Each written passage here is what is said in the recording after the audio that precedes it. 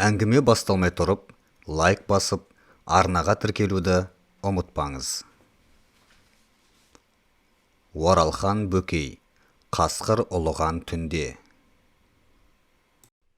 Қыстың ұзақ кеші. Осындайда бойыңды кернеген суықты қуып шығар айла іздейсің. Осындайда жойылсын бұйығы тірлік деп жар салғың келеді.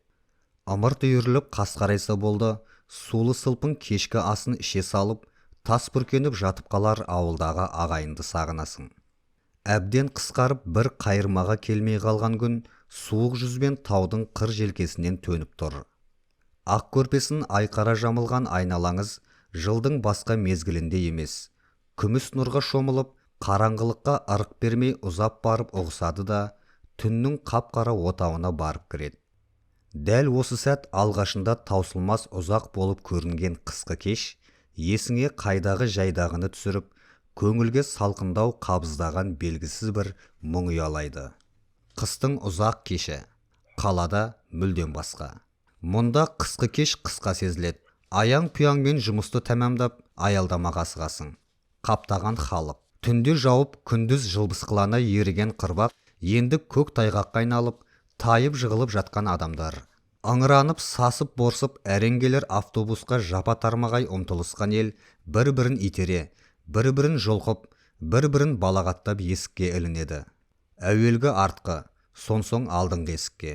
Алдыңғы есіктен өлдім дегенде жарты иығың кіреді. Ең алдымен шофер ұрсады, сонсоң әйелдер күңкілдейді. Үйіңе өлдім талдым деп жеткенде, қайда қаңғырып жүрсің деп келіншегің тұлан тұтады.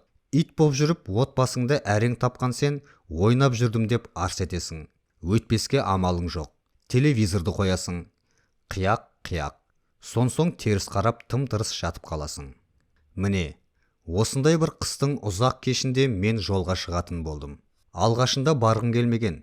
Редактор қолқалап болмаған соң еріксіз көндім. Біздің бастық негізінде қорқытып, үркітіп жұмсамайтын жайдары ақылды жігіт. Жаста болса атқа ерте мінген, ерте өскен. Әлі де біраз жерге барарына сенген дейсің. Бұйрықты қолыма алып аттанатын болған соң жол қамына кірістім. Бірақ барар жер алыс, Қазақстанның шығысы. Алматыда 10 градус суық болғанда, онда 40-қа жетіп, ел мен жердің мазасын алып тұрған шығар. Облыс орталығынан әрі автобус жүреді екен. Айтқаным айнымай келіп, қаңтардың қақаған суығына тап болдым. Автобустың мұздай теміріне қолың тиіп кетсе қырқып түседі. Киімім жұқа еді. Әлі ірге теуіп, үйлі баранды болмаған адамның шаруасының қиюы келушіме тәйірі. Айына бір рет үй ауыстырып, басы қатып жүрген жас журналистердің әзірше бірі ғанамын. Жалаңқабат пальто, құлақ жоқ ескілеу, жасанды теріден тігілген бас киім, жасанды теріден тігілген қолғап, жасанды теріден істелген қара портфелімнен өзге іліп алар еш нәрсе жоқ. Дірдектеп жұмсаған жаққа қарай шапқылай бересің. Өстіп шапқылап жүріп жан сақтайсың. Өстіп шапқылап жүргенде екі жастың біріне келмей ауруға ұшырайсың. Жас кезде бәрі қызық, байқалмайтын секілді. Табаныңнан өткен суық маңдайдан шығар мезгіл әлі алда. Мен автобусқа мінгенде сау етіп ел азаматтары қоса кірді. Тегі мен бағыт алған үлгілі ауданның басшылары іспетті. Үстерінде құндыз жағалы қыс пальто, кей біреулерінде әдемілеп сырып тіккен шолақ тон, бастарында үкілеген тиін құлақшын, аяқтарында аппақ пима, беттері қып-қызыл, буы бұрқырап қарқ-қарқ күліп отыр. Дәл осындайда адамның бойын қызғаныш билейді. Казгуд емес, мал дәрігерлік институтын бітірмегеніңе өкінгендей боласың. Өкінбе бәрі кеш екені есіңе оралып, одан әрі жаурап, енді іш мұздап, бүрсе түсесің. Автобус әне-міне жүргелі тұрғанда, ақ түбіт шәлі оранған қыз кірді. Жүргізушіге билетін көрсетті де, менің оң жағымдағы бос орынға отырды. Қуанып қалдым. Ермек табылды дедім ішімнен. Көлігіміз гүрілдеп қырылдап, орнынан қозғалғанша жолаушылар да дабырласып, әр нәрсенің басын шалып көңілді отырды. Суық қыса түсті. Ауыздан ұшқан будан автобус іші тұманға айналды. Терезе сірескен қырау. Қысқы демалысқа шығып, жұрағаттарына қыдырыстап бара жатқан кейбір мектеп оқушылары әлгі ұлтандай боп қатқан сіреу мұзды тілімен жала берітіп, көздей тесік жасап алып сығалайды. Редакторым командировкаға жұмсағанда әуелі тартыншақтағаным ертең жаңа жыл еді. Осы жылына жалғыз рет келетін мерекені жолдастардың арасында қарсы алып, сонсоң аттануыма да болушы еді. Бірақ қалада жүргенде қарқ болар мекенім және атап шақырған ешкім болмаған соң қысастанып, жылжи беруді жөн санағанмын. Жаңа жылды жолда қарсы алуым бір бұл еместі. Автобус орнынан қозғалып сыза жөнелгенде, қатар отырған көрші қызға тіктеп қарап үлгердім. Әдемі екен. Екі бетін суық сорып, томпайып үнсіз отыр. Оның да киімі жұқалау көрінді. Бар байлығы басындағы ақ түбіт шәлі сықылданды. Аққұба өңіне аса жарасады екен. Көзін үнемі төмен салып отырады да, оқта-текте кірпігін көтерсе, жарқ етіп жанары шығады. Маған ол өз сұлулығын өзі бағаламайтындай сезілді. Үнемі жуас халде, ауыр ойдың үстінде келеді. Жанында, тіпті айналасында адамдар барын байқамайды. Мұндайда пысықтық жасап, бас салып сөзге тарту қиын. Терезе жақ суық қой, ауысып отырайық дедім. Ол бірден жауап берген жоқ. Естімегендей меңірейіп қарады да, іркіліп барып тіл қатты. Рахмет, сіздің киім менікінен де жұқа ғой деді. Бірақ менің жігіт деген атым бар ғой. Бұл менің тауып айтқаным еді. Байқаймын, бұл әзіл сымағым көкейінен қоныс таба алмады. Тағы да үнсіз отырдық. Суық. Жолаушылар жағасына мойнын тығып-тығып, қонақтаған тауықтай мелшиіп отыр. Тек манағы үлде мен бүлдеге оранған ожар топ қана қағанағы қарқ. Өздері жолда тоңбас үшін ептеп тартып алған сыңайлы. Биылғы қыстың қаттылығын, мал қыстау уақыты өте қиын тиерін айтысып, дабырласып сөйлеп алғашында мазан алды. Жасанды теріден тігілген бәтеңкемнен ызғар өтіп, башпайларымды суық сора бастады. Бір-біріне соғып, тықылдатып жылытқан боламын. Менің осындай мүшкіл халімді сезді ме, қыз, пима киіп шықпаған екенсіз деді. Қуанып қалдым. Сол құрғырың жоқ қой. Не? Ақшама пимама? Екеуі де. Түрмеден босап шығып едіңіз. Әзілдеді ме, шыныма айыра алмадым. Бет пішіні өзгерген жоқ.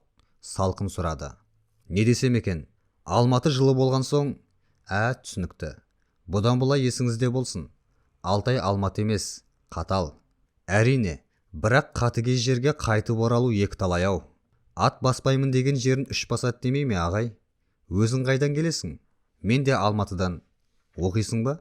Иә. Қайда? Қыздар институтында. Факультеті? Тіл әдебиет. Қайда барасың? Өркен ауылына.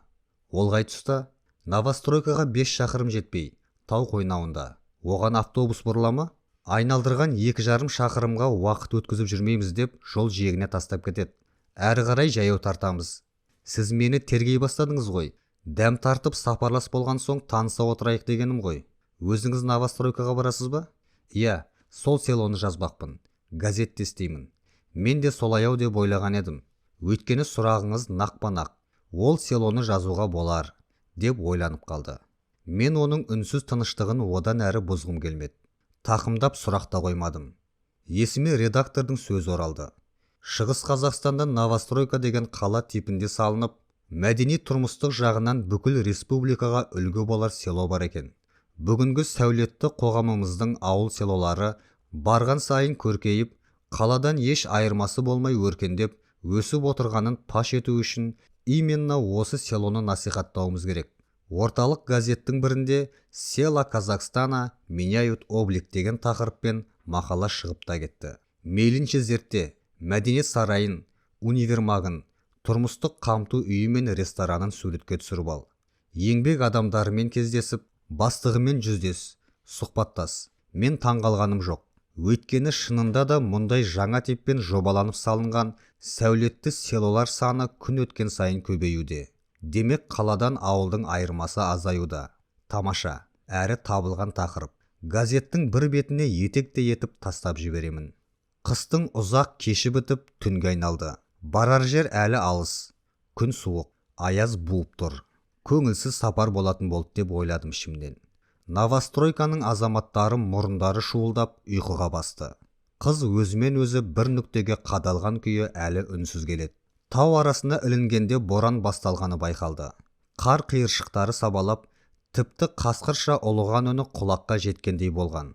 Қиюы қашып тозған терезенің жақтау-жақтау саңылауынан ішке ұмтылып, әлі аласұрған боранда жылы мекен іздегендей.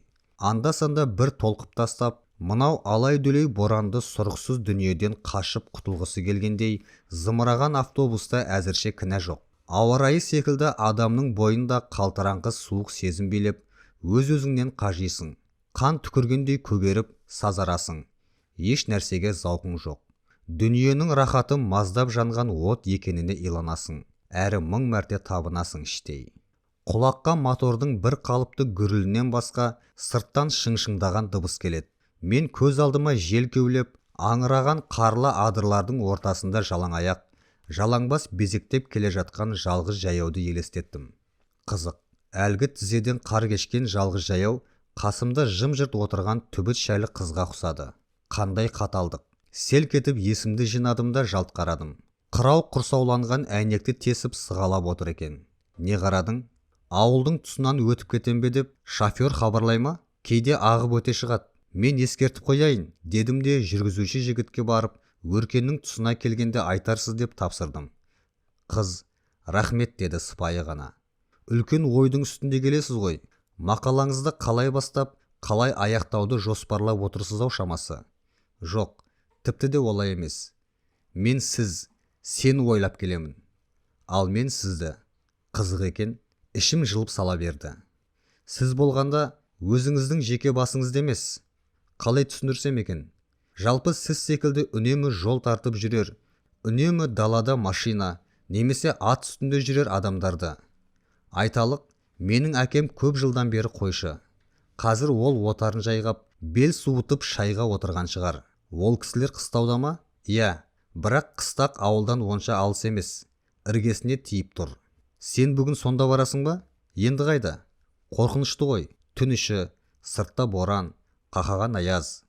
Ой ағай-ай, мен бұл жердің табиғатына әбден үйренгенмін. Талай-талай тапталған жол. Біздің өркеннің бұрынғы аты Бөрілі деп аталған. Кейін келе өзгертті.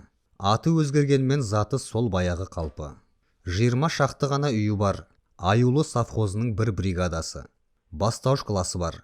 Қалған жылды сіз кетіп бара жатқан новостройкаға барып оқиды. Мен де 10-шы класты сол селода бітіргенмін. Ауылға тура автобус қатынамайтын болған соң, ары өткен, бері өткен, қала мен екі ортадағы кез келген көлікке мініп, жолдан түсіп қалып, тау қойнауындағы үйге жаяу барамыз. Жасырып керегіне, әсіресе қысты күні аса қиын. Ал қыс дегеніміз 6 айда өте ұзақ қой. Амал не? Қыз күрсінді. Сонсоң әлгінде өзі ойып алған тесікті сүртіп, тағы да сыртқа үңілді. Екі тізем мен башпайымның жаурағаны әңгімеге айналғанда ұмытылған еді. Енді қайта дірілдей бастаған. Жолаушылардың бәрі қалғып-шұлғып бейжай келеді. Мотордың әдеттегі гүрілі, даладағы боранның соғуы, бағанағы семіз азаматтардың қорылынан өзге тырс еткен дыбыс жоқ. Мен ойладым. Өмір деген ғажап дейді. Түк те ғажап емес. Әншейін осындай автобусқа мініп, белгілі бір аялдамаға түсіп қалу. Біреудің тойып секіруі, біреудің тоңып секіруі. Әлдегімдер көрер таңды көзімен атқызып, ой ғажап ұйықтамайды. Әлдегімдер ішігіне тас бүркеніп, уайымсыз тоқ ұйқыға басады. Сайып келгенде өмір дегеніміз өзгенің бақытына қызығып өту ғана. Ал мынау жанымдағы тойған қозыдай томпиып отырған қыз ше. Оны ертең не күтіп тұр? Бақытты ма, бақыты жоқ па? Оны іздеп табала ма? Не ойлады? Жігіті, ұнатқан біреуі бар ма? Тіпті мен туралы қандай сезімде келеді? Адамдарға сене ме? Аты кім? Қайтып кездесер ме екенбіз? Атыңыз кім аға? Деді оқыстан. Нұрлан. Өзіңнің есімің? Арай. Жақсы екен. Неге жақсы аға? Есіміңді айтамын. Таң ата туған соң әкем Арай деп атай салған. Мен жайлауда дүниеге келіппін. Бетінен күлкінің әдемі бір толқыны шымырлап өткендей болды. Өмір деген ғажап-ау. Кеше ғана мынау жалпақ жаһанда Арай есімді қыз барын білмеп едім. Енді міне, демінің қалай шыққанына дейін сезіп, әп-әдемі дидарын көріп отырмын. Адамдар бір-бірін әрең іздеп табады, сонсоң іп-ілезде жоғалтады. Сайып келгенде өмір дегеніміз адамдардың бірін-бірі тауып, қайтадан жоғалту емес пе? Мүмкін. 10 жылдықты бітірген соң 2 жыл әкеме көмектестім деді. Арай мұңды жүзбен маған қарап. Әлгіндегі бір күлкінің табы да қалмаған. Ересектері мен болдым. қалған 8-і әлі жас. Оқуға бармай-ақ қояйын деп едім. Әкем қолқалап қоймады. Біздің тұқымнан да мұғалім шықсын дейді. Намыстанғаны. Әне бір күні хатында: биыл қыс қатты қызым, ит құс көп, жаңа жылдық демалысыңды пайдаланып, мұғалімдеріңнен бірер күнге сұранып келіп қайт. Сағындық деп жазыпты. Не күйде отыр екен? Мен ойладым. Өмір деген тіпті ғажап емес. Алтайдың қысы секілді қатыгез. Кімдерге суық, кімдерге ыстық. Дегенмен өмірді лағнет деп өкінуге де болмайды-ау. Сіз бір түрлі аз сөйлейді екенсіз, деді Арай. Мені сынап отырсыз ба, әлде мінезіңіз солай ма? Мінезімнің ауыр екені рас. Бірақ бір қызып кетсем, атымның басына ие бола алмай қалатын көгезу әдетім де бар. Жол барған сайын күрделеніп, көлігіміздің жүрісі бәсеңдей береді. Боран қарсыдан соғып тұр. Автобустың алдыңғы терезесін қар жентегі ұрып, шофер қайта-қайта сүртіп әуре болады. Аяздың барлығы тау ішінен қашып тығылып, аядай ғана автобусты иектеп тұрғандай. Маған енді сол даладағы арпалысқан боран ит болбырып, қасқыр болып қыңсылағандай үрейлі сезінеді. Жер түгелдей мұз шарға айналып, мәңгіге қатып семіп, ыңырсығандай жүректі өзгеше суық сезім қарайды. Мен амалсыздан Арайға жақындап, осынау қаршадай ғана қыздан пана тілегендей бүрісе түсемін. Ал ол болса жаурағанын мүлдем ұмытып, маздап келген ойдың ақ шанасына түсіп, баяғыда ағып кеткендей. Маған қыз да жақындап тақала отырғандай болды. Біздерді қоян қолтық қауыштырған бәлкім Алтайдың ақ бораны да емес, аяз да емес, басқа. Өзіміз ұғып сезе бермейтін жастықтың лыпып тұрмақ тартылыс күшіме, әлде жүректен шым-шымдап жасқана шығып, бойға тараған ұяң сезімнің жауратпай, жатырқатпай жарастыққа бастаған қуатыма, ішімнен Арай сөйлесе екен, ойында не бар түгел ақтарса екен деп тілеймін. Табандап жақындап, адымдап қашатын тыз етпе алдамшы үміт. Адамның жастық шағымен келіп кетер оңғақ сезім емес бұл. Осы мәуріттің бақилығын арман етер тәтті хал.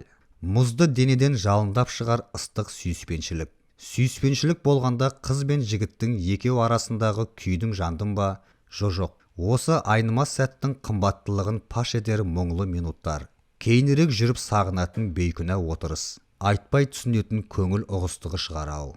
Жылы киініп, алаңсыз ұйқыда жатқан новостройканың атқа мінерлері қорылға басты. Менің көз алдыма неге екенін білмеймін, ат құлағы көрінбейтін боранда, үстінде жұқа ғана шыт көйлегі бар, шашы жалбырап, тізеден қар кешіп, адасып жүрген қыз елестеді. Тағы да өз ойымнан өзім шошындым. Арай, айып болмаса мен сені қыстаққа дейін ертіп барайын. Түн аяз. Жоқ аға, ол не дегеніңіз? Ыңғайсыз ғой. Жолыңыздан қалмаңыз. Мен үшін бұл Алтайдың түні мен бораны үйренген жау. Біз келе жатқан жол тастақ, әрі оқтай түзу. Тек дүңкүйген алып жоталарды айналып, сайлау жерге түскенде ғана ирелең тартады. Әдетте мұндай әдемі тас жолдың бетіне қар қиыршықтары тоқтамай, үп етіп жел соқса, сусып алақаншықтана билеп, сай-сайға тырағайлап қашады. Сондағы болар жол соқты болып шаршаған жоқпыз. Әйтсе де екі иінімен қос қолдап басқандай тынысым тарылып, талмау тартып отырмын. Қарным ашқаны сезіледі. Мен тағы да ақ көңіл, ақ жарқын Арайды ойладым. Шынында да, өзінде бір мазасыздықтың сарыны, ертеңге деген асығыстық бар-ау. Жалғыз көрген кісісін жатырқап жатсынбай, бауыр тартып, ақтарыла сөйлейді екен.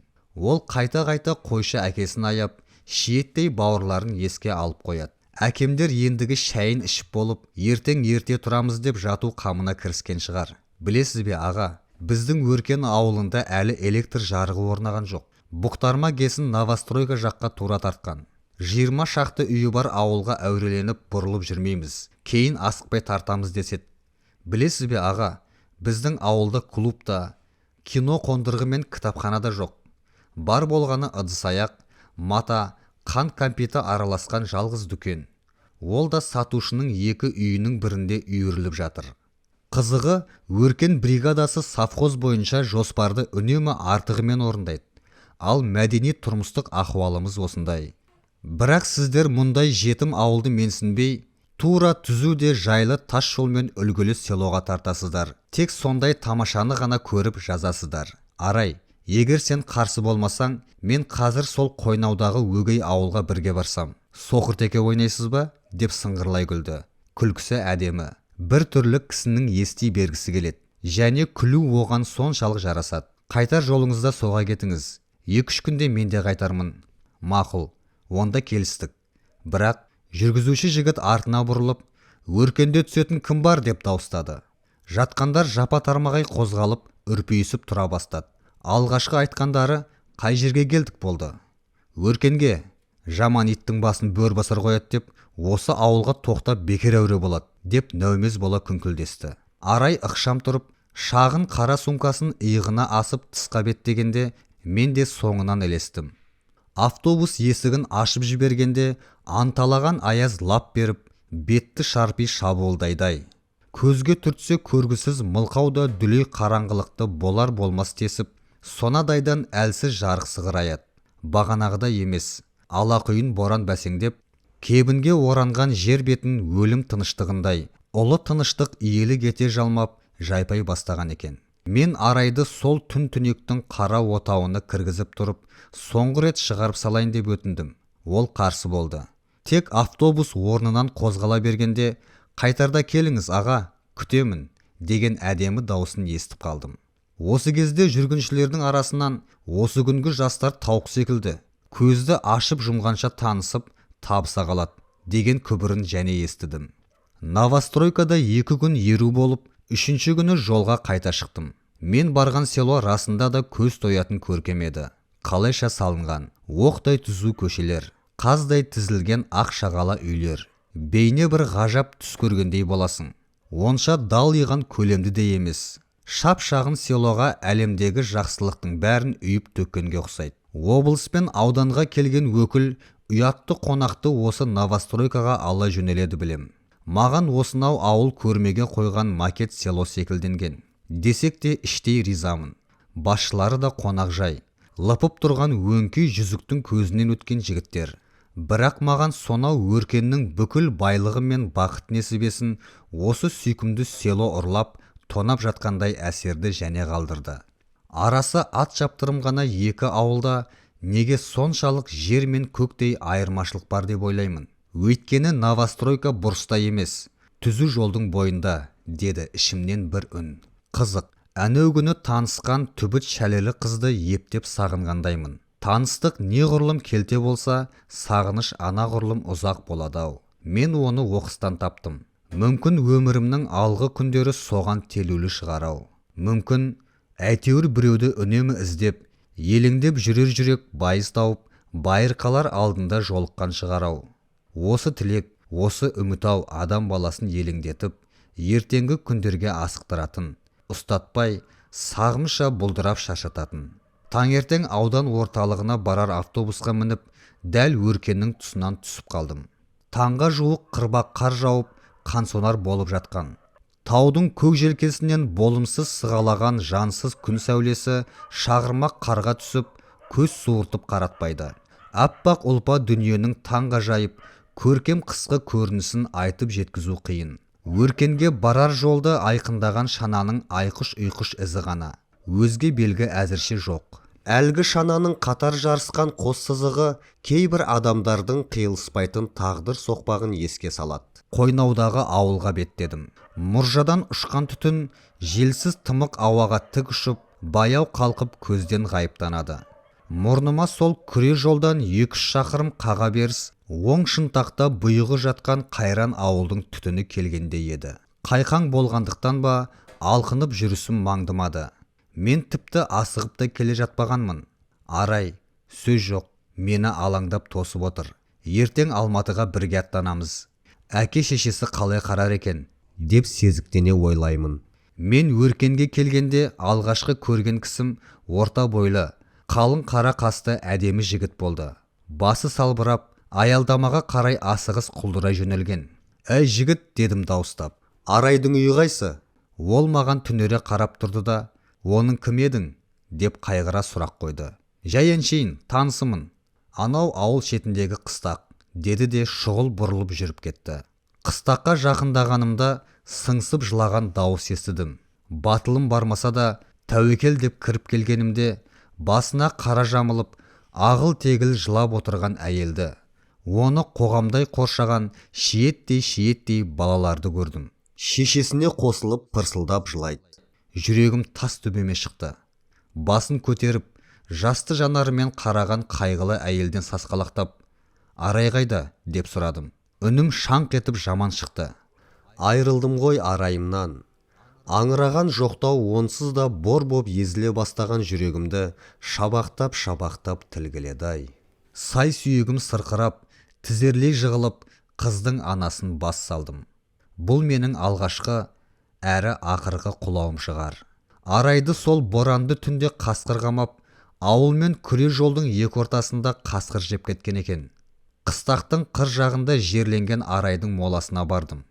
Әппақ, күмістей жалтыраған ақша қардың үстінде қап-қара төмпешікке айналып, мәңгілік сапарға, қайтпайтын сапарға аттанған арайдың бейкүнә балапан рухы жатты. Қыз әкесі мені көрмегендей, сол жас қабірге тесілген қалпы меңірейіп тұра берген. Ақша қарға көзден аққан жас тырс-тырс тесе тамады. Қорадағы қамаулы қой маңырайды. Бұл өңірдің ендігі қызығы да, қайғысы мен қуанышы да түгел осы. Бірінің жүнін бірі жұлып жеп тұрған ақтылы қой сықылданды. Мен ауылдан аялдамаға қайтып бара жатып, арайдың қабіріне ақырғы рет қарап едім. Қыз әкесі молаға орнатқан тас мүсіндей болып әлі тұр екен. Күре жолдың шетіндегі аялдамаға қайтып келгенімде, бағанағы жігітпен новостройкаға оқуға жиналған бір топ балаларды көрдім. Ішіндегі біреуі арайға өте ұқсайды. Бәлкім кішкентай сіңлісі шығар. Олар дірдектеп тоңып тұр. Автобус әлі жоқ. Жігіт айтты: «Араймен бірге оқып, бір партада қатар отырып едім». Көмейіне өксік тығылып барып, сөзін әрең жалғады. Қалтасында сіріңкесі болған екен. Таусылғанша жағып, айбар ғып отырыпты да, қасқырлар қамалап қоймаған соң, шанадан түсіп қалған бір бау шөпті өртепті. Сонсоң қар беті апыр-топыр айқасқан.